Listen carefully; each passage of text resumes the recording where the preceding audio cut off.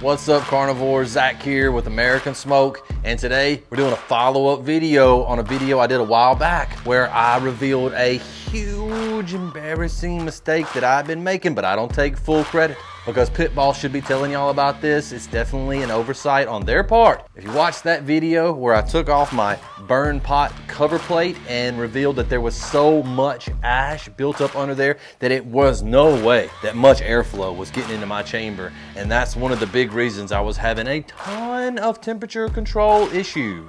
We got it open, I got embarrassed, we got it cleaned out, and things started working better. Since that video, I've done somewhere between 15 and 20 cooks. We're gonna call it 20 cooks for nice, even, round numbers. About 70 hours, about 3 to 3.5 hours average for the cooks. And so this is how much ash we're dealing with. If you're wondering how often do I need to clean out from under that plate, today we're gonna see what it looks like after 20 cooks or about 70 hours of cook time. Let's get in here, get it off, and see how much ash is built up underneath my burn pot cover plate.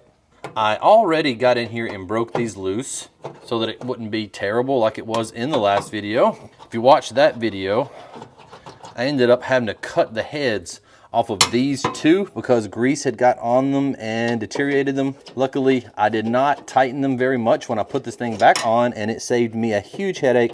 So if you're taking this off for the first time and you have some trouble, make sure that when you put it back on, you do not tighten them up all the way. There's no need in it. It doesn't help anything. Just get them lightly snug, and that's really all you need. So we're just gonna pull this straight out. Probably gonna see a good bit of ash pull out when we do. Make sure you don't lose your screws. Wouldn't that be terrible? Okay, and so what we can see here is that there is a moderate amount of ash buildup, but not like it was after 16 months of use, which is what I had when I did it the first time. So I think that this is a pretty good time to clean out.